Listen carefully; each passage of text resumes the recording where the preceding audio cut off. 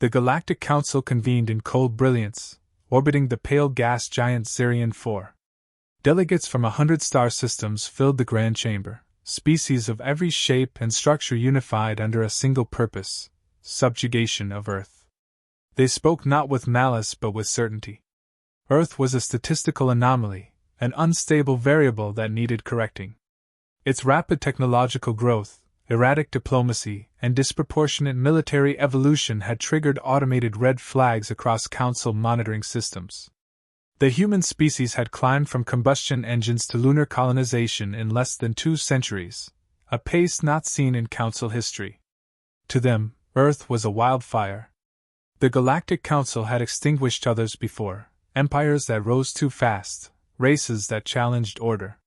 Humanity would be no different. Calculations had already predicted Earth's eventual aggression.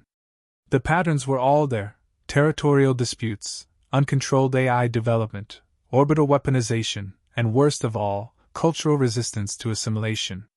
They called it individualism. The Council called it threat architecture. After much deliberation, a vote passed: full-scale diplomatic enforcement. The term was gentle, the result was not. A battle group of 73 dreadnoughts entered the solar system under Silent Slip Space Protocol. Their presence wasn't covert, it was deliberate. They wanted Earth to see, to feel the weight of inevitability. The Council's demand was precise and rehearsed. It was transmitted across all frequencies in multiple languages. You will deactivate your orbital defenses. You will surrender your research on quantum lattice weapons and dark field propulsion. You will integrate with Council protocols. In return, your species will be spared.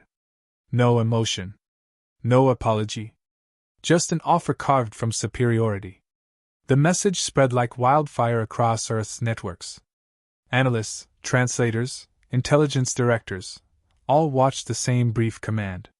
Panic was expected. Protests predicted. The Council waited for disorganized resistance, perhaps a few missiles thrown in desperation. That's how primitives usually responded. Brief defiance followed by collapse. But Earth did not panic. There were no live broadcasts from presidents or premiers. No impassioned speeches. No declarations of defiance. For 36 hours, the planet was silent. Satellites continued their rotation. Cities remained lit. Air traffic followed normal routes. On the surface, Earth seemed almost indifferent. The Council mistook this for submission. It was anything but. Inside command bunkers and strategic facilities across the globe, Earth's response was being calculated, calibrated, and hidden beneath civilian stillness. No angry mobilization. No grandstanding. Just quiet, synchronized readiness. That silence wasn't fear. It was precision. The Council's fleet moved into position, assuming Earth's silence meant victory. Targeting coordinates were updated. Planetary defense arrays were mapped for neutralization. The clock ticked toward the Council's final countdown. But Earth had never agreed to the terms. A single data packet was transmitted back, unsigned, unspoken. It contained no threats, no words. Just one ancient file. It was a photograph. Black and white, dated over a century prior. It showed a man standing in front of a tank, unarmed, unshielded, unmoved. The context was irrelevant. The message wasn't. The Council reviewed it with confusion. Their algorithms couldn't decipher the meaning. Why would a civilization facing extinction respond with obsolete imagery? Because that image was defiance distilled into pixels. That was the answer. Earth had no intention of surrendering. Their silence was not permission, it was preparation. Council command began cross-referencing Earth's orbital behavior. Something didn't add up. Several key defense arrays had gone dark, not in surrender, but in cold start. A thermal bloom from the Mariana sector suggested silo activity. AI surveillance flagged anomalies across Siberian tundra, the Rockies, the Indo-Australian desert plateaus. Hidden signatures, massed emissions. Earth wasn't afraid. Earth was getting ready. And by the time the Council truly understood that, it would already be too late. Across the globe, the silence deepened. No leaders spoke. No debates aired. Yet, behind closed systems and buried command nodes, Earth moved with chilling coordination. Military protocols initiated under codenames and used for decades. Submarine fleets vanished from known coordinates. Black site installations powered up energy grids that hadn't been touched since their construction. A storm brewed beneath the calm surface of civilization. In command rooms layered under continents, silence was law. Only encrypted pulses flickered across consoles, signals bouncing through hardened quantum lines. There was no need for words. Every nation, regardless of history or language, was responding with unspoken consensus. Borders no longer mattered. Ideologies were irrelevant. The species had been challenged. Automated defense systems woke from dormancy. Skyguard networks reconnected with orbital sentries. Deep silo missile chambers sealed and pressurized, countdowns initiated in parallel. Crews trained not for battle, but deterrence, now stood inside cold control bays with expressions carved from steel. Their roles were simple: execute, not question. Civilian life continued above, unaware. There was no media leak, no viral footage, no alerts. The illusion of peace had purpose. Fear would interfere. Panic would weaken the network of precision Earth had spent generations preparing. Everything depended on the Council thinking nothing was happening. But under oceans, ice caps, and deserts, humanity was preparing for absolute resistance. Earth's computational networks redirected toward targeting logistics. Thousands of predictive models ran simulations every second: angle of approach, shield harmonics, atmospheric entry burn, missile delay calibration. AI targeting systems trained on thousands of war games adjusted for unknown alien behaviors, cross-referencing every pattern recorded from Council fleet movements. This was not guesswork. It was pre-calculated defiance. Quantum encryption keys locked satellite platforms into war mode. The Orbital Defense Array, Project Aegis, initiated autonomous mode, shifting command from human override to embedded protocols. Earth's defensive systems were no longer reactive. They were self-governing war machines, trained in silence, waiting for motion. In the shadows of nation-states, engineers reactivated systems designed to hide within the electromagnetic noise of the planet itself. Heat signatures were disguised beneath geothermal output. Signal bursts piggybacked on civilian frequencies to avoid pattern detection. No announcement would be made. Victory depended on surprise. Human resilience had never relied on size. It relied on unpredictability. From space, Earth appeared still. But those watching from orbit couldn't see the underground network of coils warming to life, railguns charging in silence, atmospheric strikers aligning across continents. Hypersonic missile pods linked with low-Earth drone mesh nets, syncing real-time trajectory maps to AI combat systems. This wasn't a mobilization. It was a prelude to a statement. Operators monitored pulse reports.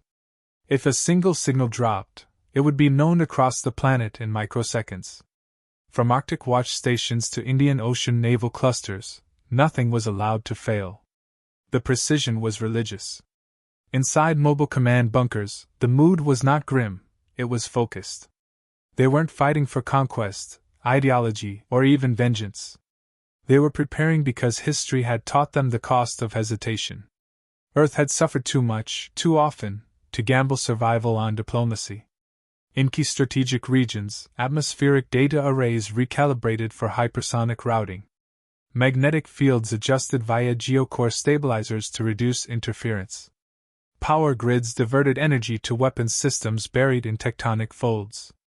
Even the planet itself was being shaped for war, piece by piece, with nothing wasted. Meanwhile, non-combatants remained untouched. Children went to school.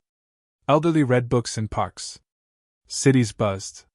That normalcy wasn't ignorance, it was trust. The people didn't panic because they knew the system would respond. Not as separate nations, but as one species. Time no longer moved by seconds but by calculations. Every element, every satellite, every underground processor was now synced to wartime protocol. The moment would come. And when it did, Earth wouldn't react with a scream. It would respond with coordination so exact, so absolute, it would appear like instinct. To the Galactic Council, humanity still looked asleep. Still compliant. But beneath the illusion, Earth was sharpening its teeth.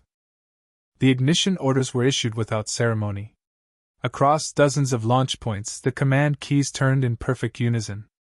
There was no countdown for the world to hear, no warning in the sky. The moment arrived in silence, but its impact would roar across the stars. From hardened silos, beneath oceans, mobile platforms, and stealth orbital carriers, hypersonic missiles launched within milliseconds of one another. Each was programmed for autonomous correction, target reassessment, and countermeasure evasion. They weren't just weapons, they were decision-making machines built to outthink anything they encountered. Traveling at over Mach 20, they cut through the atmosphere with plasma trails behind them. Their outer shells burned white-hot as they skimmed the edge of space, descending into attack arcs optimized by quantum AI hours before launch. The Galactic Council's forward sensors struggled to lock on to anything moving that fast. Their predictive tracking software wasn't made for projectiles that could alter course in fractions of a second. Impact didn't come as a wave. It came as simultaneous losses across the formation. Entire dreadnoughts blinked off the sensor grid mid-sentence. Shield harmonics failed before they even registered they were under attack. Their hulls, designed to absorb plasma and radiation, weren't built to withstand concentrated kinetic strikes with terminal velocity. The warheads didn't need explosives. Their sheer speed turned them into weapons of planetary magnitude. The first casualty was the command ship of Battle Group 7. Before alarms finished sounding, its structure split along its spine and vented its core across kilometers of space. Seconds later, 2 escort vessels vaporized without firing a shot. The Council scrambled to coordinate a response, but Earth's launch pattern had saturated their defenses with overwhelming chaos. Their formations were broken, their response protocols misfiring. Missiles struck from angles they hadn't accounted for, some appearing to skip across the edge of gravity wells, making sensor lock impossible. Earth had mastered trajectory manipulation, exploiting weaknesses in gravitational eddies to fold movement into unpredictable paths. No single attack vector repeated. No formation could anticipate the next impact. By the time defensive countermeasures activated, 1/3 of the fleet was damaged or destroyed. Command relays flickered with fragmented calls for backup, cut off mid-sentence by impacts that moved faster than their words. In desperation, the Council fired return volleys blindly, hoping to create a barrier of denial. But there was nothing to hit. The attacking forces weren't ships. They were autonomous strike clusters, launched and discarded in seconds, never lingering long enough to be targeted. The enemy was the air itself, weaponized and turned into a precision storm. Inside the surviving dreadnoughts, officers realized they weren't facing an unrefined, desperate foe. Earth had understood every metric of their fleet long before the confrontation. It wasn't random rage, it was engineered collapse. Every impact had a reason. Every target was strategic. Communication centers, energy nodes, shield harmonics, propulsion arrays, each hit removed another piece of operational capacity. The Council's formations broke apart.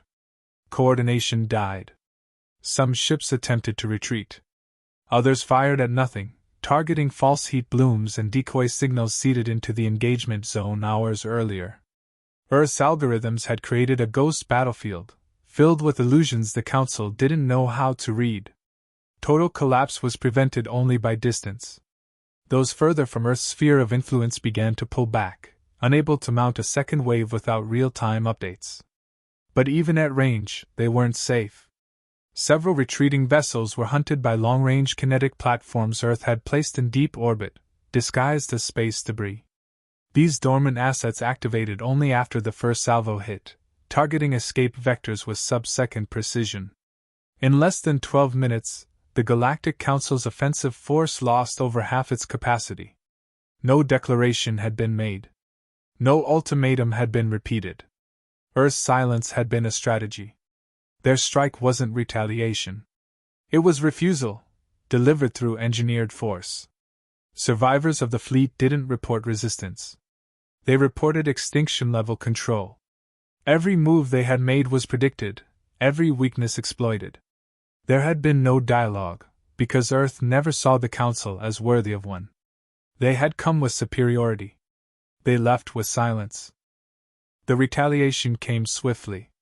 Council warships that remained functional executed emergency fire protocols, launching salvos of plasma bombardments and high-velocity rail slugs toward Earth's upper atmosphere. What they lacked in coordination, they compensated for in brute volume.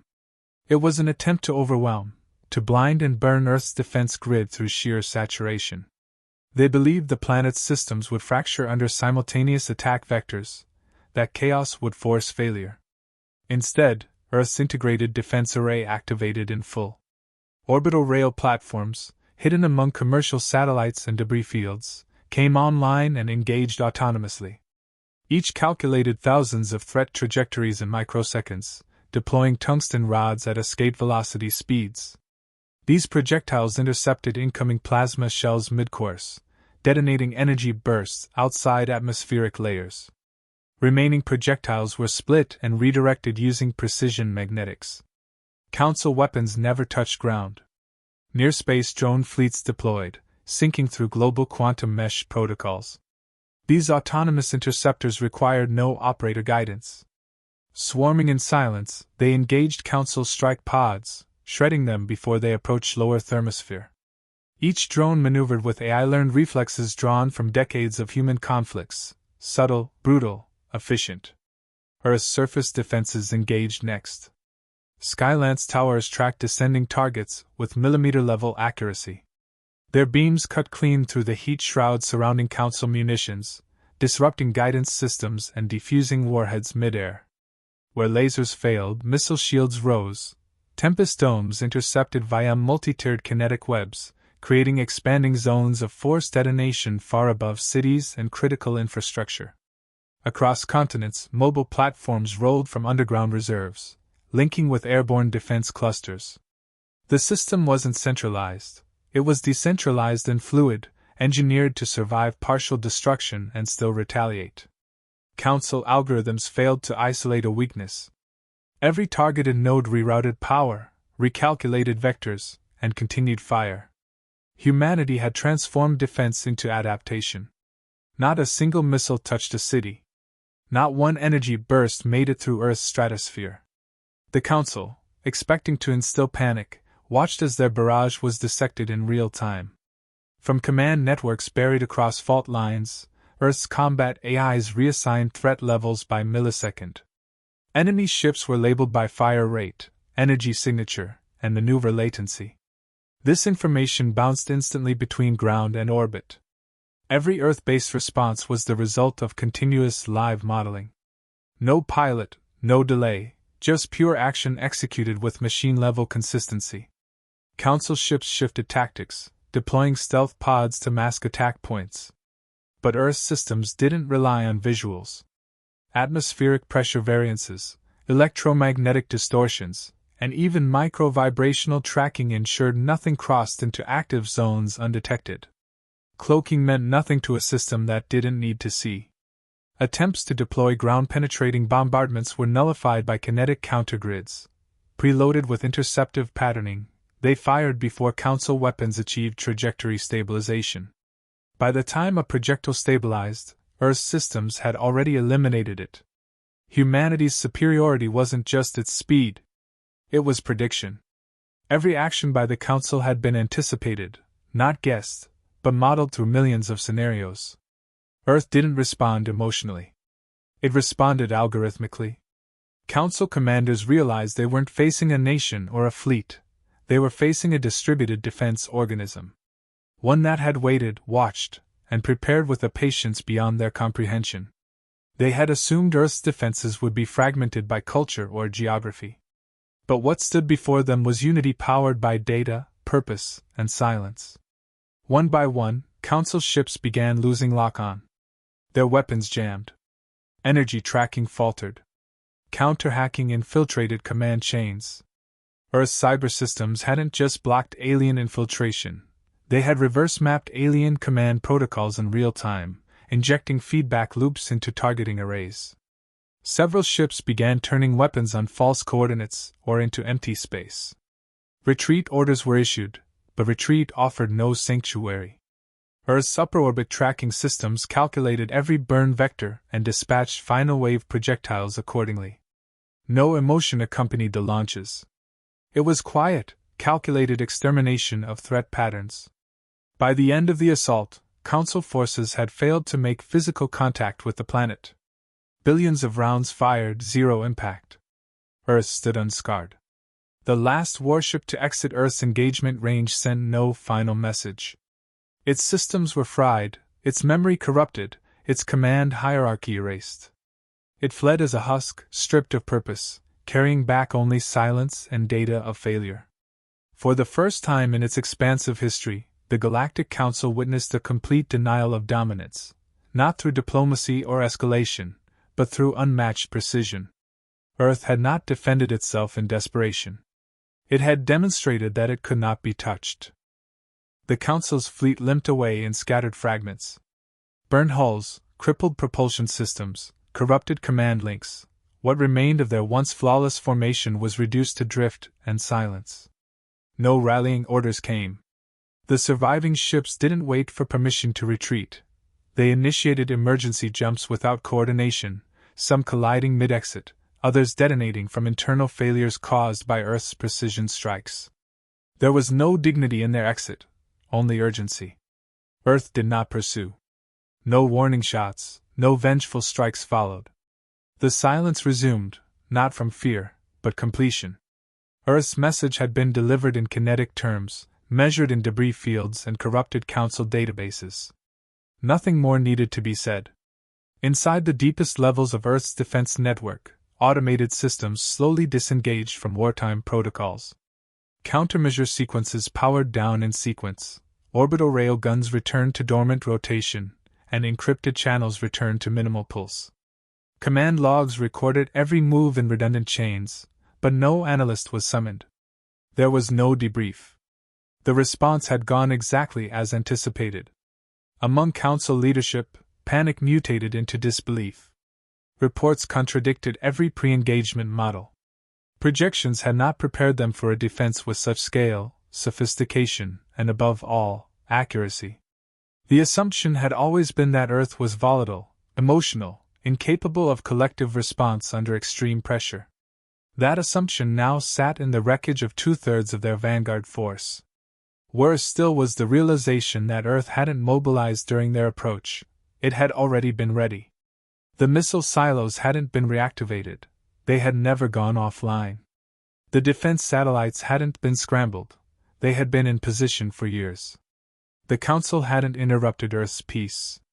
They had triggered a machine built to remain hidden until the exact moment of necessity. Council analysts rewrote doctrine in real time. Earth was no longer classified as a frontier species. It was now a strategic anomaly, a code designation typically reserved for civilizations with empire-level deterrence. Such a title was rarely used, almost never for a species with no interstellar territory. But Earth had proven it didn't need colonies to matter.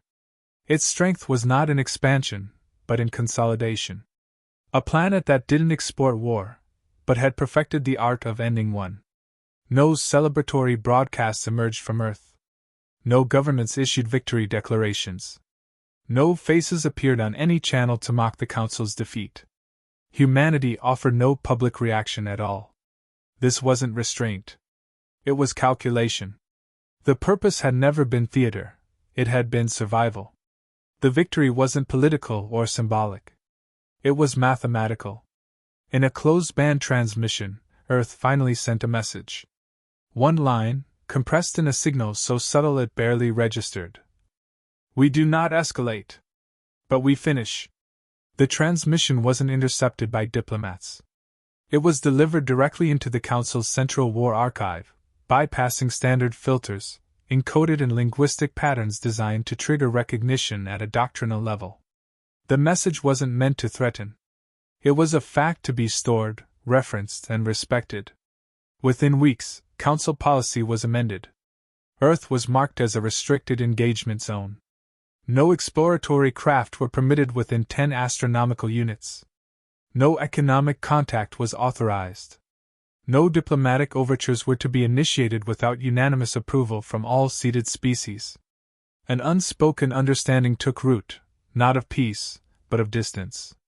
Among the Council's inner members, the phrase, human quiet, began circulating, shorthand for the period of silence before Earth's attack. It became synonymous with strategic ambiguity, a concept once used to describe galactic powers too large to provoke. Earth had earned a place on that list through absence of pretense, not the presence of spectacle. Back on Earth, nothing changed. Cities continued their motion. Skies remained untroubled. Underground systems shifted from readiness to observation. Humanity, as always, moved forward. It had not fought for conquest or superiority. It had defended the boundary between warning and compliance, and proved that crossing it was a fatal misjudgment. There were no medals awarded, because there had been no public war. There were no monuments built, because nothing needed to be remembered, only preserved. The silence held steady. In a universe ruled by declarations and dominance, Earth had spoken once, and ensured it would not need to again.